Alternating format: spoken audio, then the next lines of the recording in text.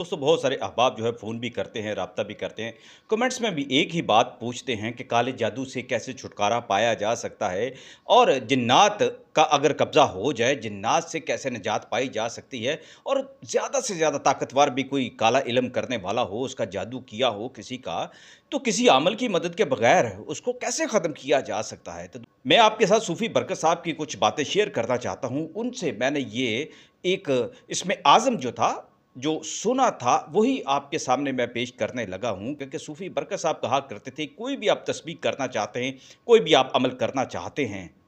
तो अपनी नमाज़ जो है उसमें बाकायदगी पैदा करें, हज़ूरी पैदा करें और इख़लास पैदा करें और इस तरह से नमाज़ पढ़ें कि आप अल्लाह के हज़ूर पेश हैं। ये ख़ास तौर पर वो तलकीन किया करते थे। मेरे साथ तो ये बातें 94 के तकरीबन उस दौर में ही हुई थी और मैं चूँकि उस दौर में हज़रत दाता गंज बख्श के दरबार पर जाया करता था, वहाँ मस्जिद में नमाज़ अदा किया करता था, वहीं पर फिर तस्बीह भी किया करता था, कुरान पाक भी पढ़ा करता था, सबके लिए दुआ होती थी, अपने लिए भी फैज़ के लिए अल्लाह ताला से दुआ किया करता था। सूफ़ी बरकत साहब की महफ़िल में जब बैठने का इत्तेफ़ाक होता था, तो एक बड़ा रंजीदा जो बुज़ुर्ग था, वो सूफ़ी साहब के पास बैठा और कहने लगा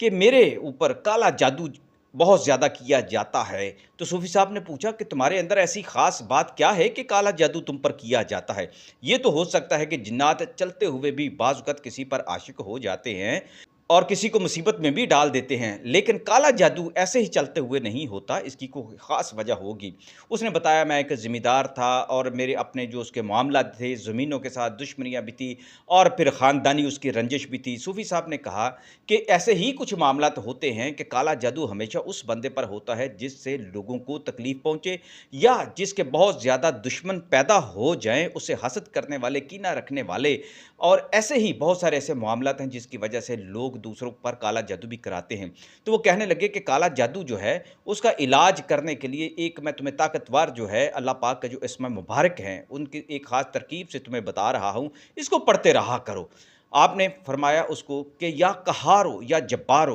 अव्वलो आखिर जो है तुमने दुरूद पाक कम से कम 11 मरतबा पढ़ना है और नमाज़ तहज्जुद के बाद रात के 3 बजे के करीब तुमने ये तय कर लेना है कि तुमने उठ के नमाज़ तहज्जुद जो है रात के 3 बजे अदा करनी है और उसके बाद 313 बार तुम ये तस्बीह जो है ये 21 दिन कम से कम करो, तो फिर अल्लाह से मांगो, रोज़ाना मांगो, नमाज तहज्जुद में बाकायदगी भी पैदा करो, 21 दिन तक मुसलसल पढ़ो। तो जिस तरह के तुमने अपने हालात बयान किए हैं कि